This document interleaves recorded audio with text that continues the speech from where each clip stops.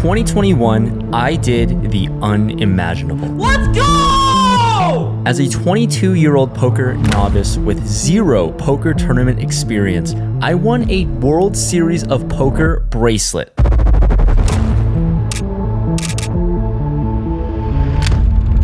And fast forward 4 years later, I find myself with another chance to add to this collection. But I'm going to have to compete against a minefield of past winners like Justin Saliba, 2-time bracelet winner, and Yuri, who's a 3-time bracelet winner. Will I prevail or fumble under the pressure?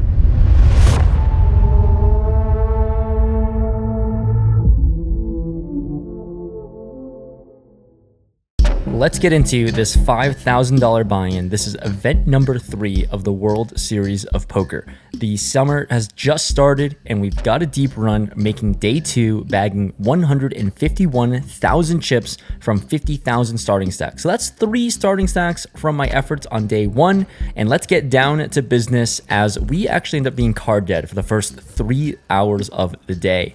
But when late reg is over, we're in level 13, and I chip down to 75,000 chips, losing half of my stack today. So really not a great start, and I'm on a tough table when the low jack, who's Yuri, who has won 3 bracelets in his lifetime, raises up the action to 8,000. Action folds to me in the small blind, and I peel jack 10 of spades. With about 19 big blinds here, I think I'm going to be all in, and Yuri does not fold and ends up making the call with pocket 10s. So for my tournament life, we're injected into this spot where it's a must win. I go home or I find a way to win a massive double up. You would be in bad shape.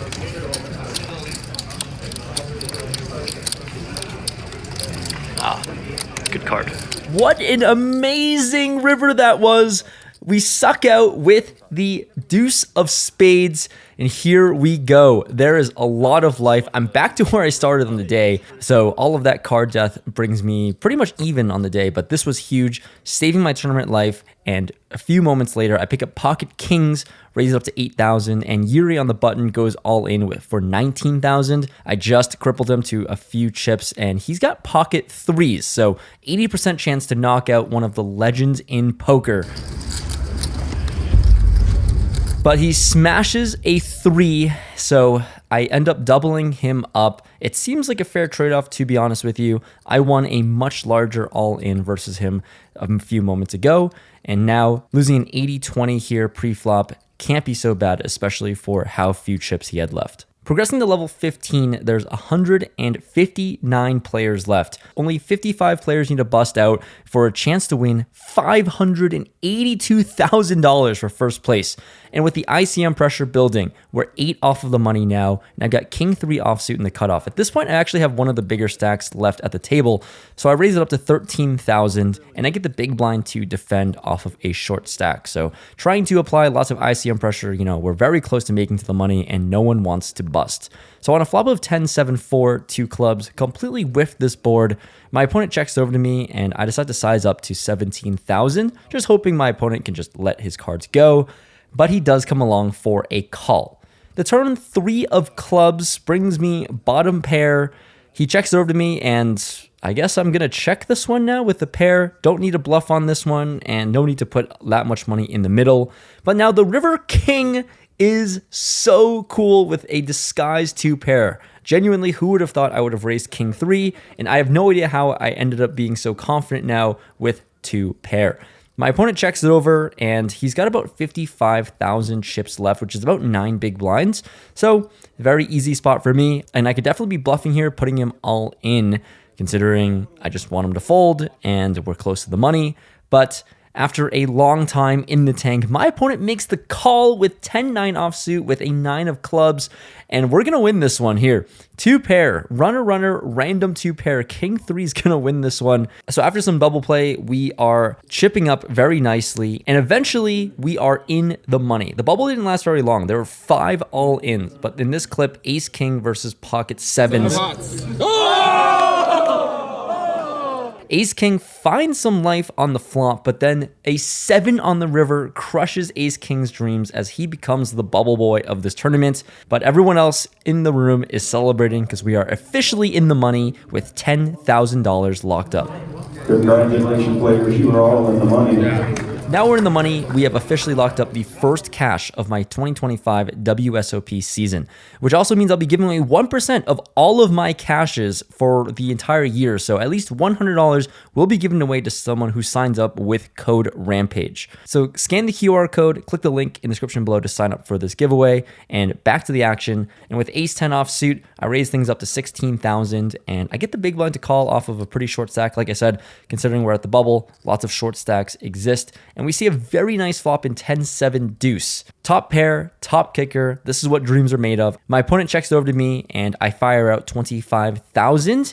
And then he just goes all in. Wow, I couldn't have snap called any faster here. We're up against Queen 10, so top pair versus top pair, but my kicker is going to be the best one, and we eliminate our opponent in this hand, and we're really chipping up quite nicely, up to about 500,000 chips, which is amazing considering the first hand that we played, I only had 75,000, so quite the spin up and a very smooth run so far. All right, here we are. It's the beginning of June. It's not even June, sorry. Oh my goodness, it's literally May like 29th. And we've got a chance, man. We're on dinner break right now, and I didn't expect to run this well. I mean, I was sitting at starting stack all day, and it seems like I just exploded to nearly 600,000 chips, which is roughly 12 starting stacks. So less than 100 players left. We're in the money. The pay jumps don't matter a whole lot until we're at least like 30 players left, but we've got a chance, and what a great start to the summer. So only up from here, really, right? Fingers crossed. Let's go. I've noticed about 60% of you guys watching this video aren't even subscribed, so if you want to make a deal, I promise I will not punt off my net worth in the next couple hands as long as you just tap that subscribe button. Thank you. After dinner break, we're in level 18. I pick up pocket threes on the button and raise it up to 24,000. Get the big blind to make the call, and the flop comes Jack 3 deuce rainbow. My opponent checks over to me here, and with middle set, guys, how disguised is pocket threes in this spot? I bet out a very small amount to 15,000, and my opponent hates chips and hates money. He check raises me to 50,000. Oh, baby. I am loving this. I have such a disguised and very strong hand. I make the call and set the trap. The turn deuce of spades is awesome because now we just have the nuts basically. My opponent fires yet again for 100,000 chips, and I'm hoping he can put it all in on the river. I make the call yet again. There's no need to scare off my opponent. And when the river comes in 8, he takes his time. I'm praying for him to announce those 2 magical words, but then he checks. Usually, from my experience, it seems like opponents that do this are just giving up on a bluff. But I do need to try my best to get all the chips, so I just go all in, essentially betting 220,000. And my opponent's in the tank and ends up letting his cards go. As suspected, he might have just had a bluff and didn't really have much of an option. But I win a big one, and I'm shipping back up at the very least. And this moves on to another beautiful hand. Pocket tens. We're running hot with these premiums. I've chipped up here, and the blinds have gone up. So I raise up to 30,000, and the small blind makes the call this time. On the flop of Queen 6 deuce, all diamonds, it's a little scary not having a diamond in my hand, but I'm going to play this as standard as possible. My opponent checks, and I bet 30,000. And my opponent comes along for a call. The turn deuce, yet again, seems really good for me. My opponent shouldn't have that many deuces. If my opponent had a better hand than mine, he might consider check raising. So I think my opponent could be a little sticky, and I bet 100,000 when it checks to me. And once again, my opponent comes along for a call. So we're a little bit in murky waters here, but still confident I have the best hand. I really just don't want to see another diamond on the river, and it's a 3, a complete brick. And I don't see much merit in putting more money in the middle. It seems really difficult to get called by worse. So I check this one back, and we end up winning against Ace Jack with the Jack of Diamonds. Here we go. Another monster pot, and my stack is up to 950,000. So close to crossing that million chip mark. And just a few minutes later, I pick up another premium in Ace Queen of Spades. I'm in early position and raise it up to 30,000. Now, the hijack in this situation 3 bets me to 80,000. So that's about 30 big blinds here. And when action folds back to me, I haven't seen this opponent get too out of line, but my hand's too good to do anything besides be all in. And he snap calls with pocket tens. This is the first major flip of the tournament. This pot is worth over 900,000 chips. And if I were to win this flip, I'd be over 2x average stack.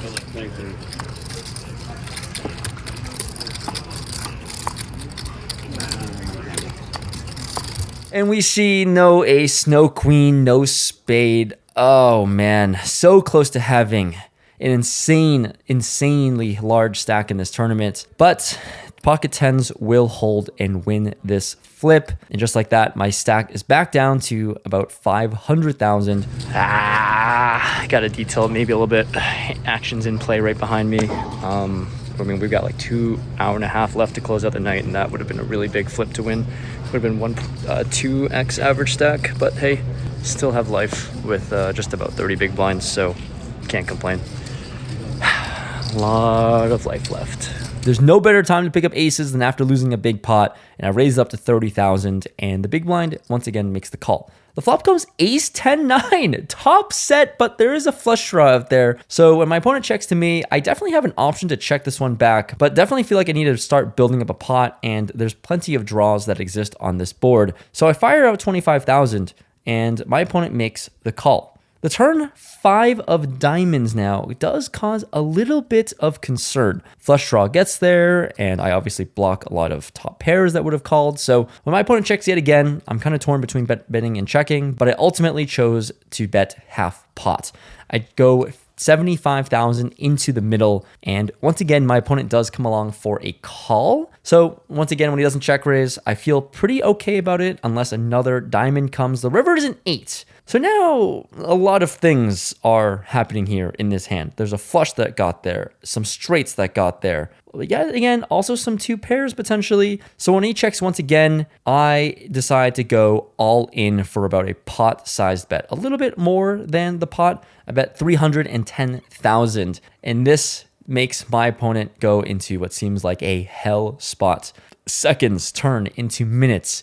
And when it turns into minutes, I'm praying for a call because obviously top set has to be the winner here. It is a little bit thin for value as I need him to call with like 2 pair holdings or maybe even get sticky with just an ace if he somehow has it. But he ends up folding, which is really sad. Got to give kudos to my opponent here. I'm good friends with him. His name's Asher, and he was nice enough to tell me he had ace 7 offsuit with the 7 of diamonds. So a very key card to be holding. And he reluctantly makes the wise fold. And I'm going to chip up, even though I didn't get all of it. Okay, it's been a very long day. Almost 10 hours, 11 hours here. We've got about 45 players left behind me. And we've got a chance to make day 2. 1 hour left, 1 level left of the day. So we're level 20. And kind of rebounded from that big flip that we lost. So overall, I'm sitting fine with 700,000 chips. Life is what matters. For the last level of the day, I unfortunately wasn't able to film and vlog. WSOP implemented a new rule where players can't really use their phones or record on the table. So I missed this one big bluff that I tried to pull off at the very last hand of the night. So I ended up bagging 360,000 chips, which isn't amazing, but it's still life with about 25 players left in this tournament. Okay, this is officially the deepest I've ever run in a live WSOP tournament. So I've just bagged for day 3, and we're going to come back in about 11 and a half hours, which is not a lot of time to kind of just sleep and stuff. I had a very bad end. Unfortunately, I couldn't film the last level. Technically, I'm not allowed to film the table footage, but yeah, I ended up bagging 360,000 chips. And we're going to go into the 25K level, but there's 25 players left, so we're pretty close to the final 3 tables. 24 is final 3 tables, and we have a sweat. I have like, what's 360 divided by 25 is 14 big blinds coming into tomorrow. It's not a whole lot, but it's still life. I feel really, really proud of how I played today, to be honest with you. I never say this, but I think I was really locked in and focused for 12 hours. Don't have many chips to show for it, but I'm still here and alive, so that's what matters. Let's go to day 3. I'll see you guys in 11 and a half hours. Okay, we're walking in right now. Day 3 starts in 3 minutes. I'm pretty tired. It's been literally like the beginning. It's the first week of WSOP and I'm still pretty tired, not burnt out, but just tired because of these like 10-hour turnarounds. It's really hard to like get sleep, get back home, do all of the personal stuff I need to do in the morning to get ready and stuff. But we have a fun sweat. There's 25 players left. We have a pay jump at 23 players, top 23. So currently I've locked about $18,000. 23rd and beyond would lock up 23,000. So it kind of matters, but I got some insight from my friends. Essentially, we're just gonna play for the win. We already made it this far. The pay jumps don't really matter. Obviously making an extra $5,000 would be amazing, but we're going for the win. Gotta find my table. All right, so we're gonna go for the win. ICM doesn't really matter that much, and gotta win some all-ins. I've crippled down to 14 big blinds in a dream, but there's still a dream, which is all that matters. At the end of the day, whatever happens, I tried my best. Let's go. With the action underway in day 3, everything is intense, and we've got ace-jack offsuit in the small blind. The button raises, and with 12 big blinds, I'm all in, and everyone ends up folding, which is really nice to pick up a few chips to start off into the day. 17 minutes in, we have eliminated one player, so there's 24 players left. Final 3 tables, officially, or has always been, my deepest live WSOP run so far. So one more player needs to bust to get that extra $5,000 pay jump, and then everything from there is just keep on doubling and winning. And shortly after we get situated in our brand new seats, we lose an opponent, and I make that very important pay jump, and I lock up over $22,000 in this tournament, and we're still looking at that $580,000 prize. We're progressing to level 22, where the stakes are high and the blinds have increased. The hijack raises it up to 70,000, and action folds to me, peeling pocket 5s in the big blind, and I have a decision to make. It's a small pair, but with only 11 big blinds, my only option seems to be going all in. Of course, my hand is very vulnerable, and I don't see any other choice, but I jam. My opponent doesn't snap call, which makes me feel a little comfortable with the situation, but then he calls, and I see that we're flipping against King Queen offsuit. This is going to be for it all. My tournament life, my hopes and dreams. We gotta win this one. Showdown.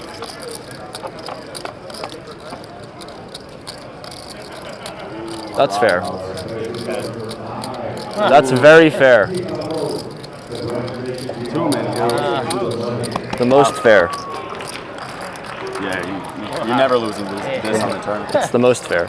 What an incredible way to win this pot. Staying alive by the skin of my teeth, and I double up for another massive chance to keep running deep in this tournament. In the next hand we play, I've got Queen 9 of diamonds under the gun. I raise it up to 60,000, and the button player, who's very short stacked, goes all in for 75. The big blind calls the 75,000, and of course, I don't have any other option but to call as well. So we're gonna go 3 ways, all in with a dry side pot, and the flop comes ace high, which seems pretty okay for me. I just kind of want to thin out the field and take my queen high up against this button range. So I bet, my opponent folds, and we see we're up against ace king. Queen 9 is going to be pretty hard to beat ace king in here, and he will stay alive and triple up. Really not like this, right? No, not like that. No way. Not Rampage. Ooh. There's no elimination here, unfortunately, but later on, this opponent did end up getting eliminated. There's 20 players left, and every single summer, there's this thing called like the 25K fantasy draft. Picture like fantasy football, but for WSOP. And Christian and I in seat 5 are on the same team, and our captain Jesse Lonis is going to take us to Nobu as final 18. You can keep knocking people out. Don't. But like for the field bonus points, you get a bonus for like top 18 here. So we get a free Nobu dinner if Christian can keep knocking people out and keeping me alive.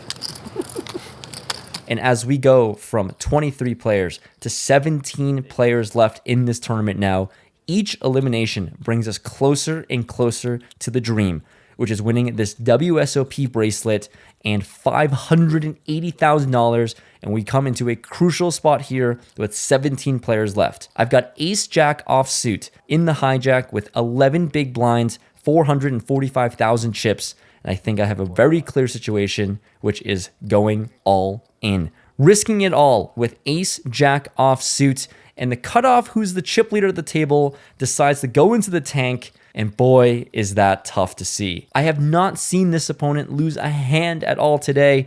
And when he does make the call, I think I'm in bad shape, and it's confirmed true as we're up against Ace King. For my tournament life, I'm getting it in very, very behind, but can I get lucky?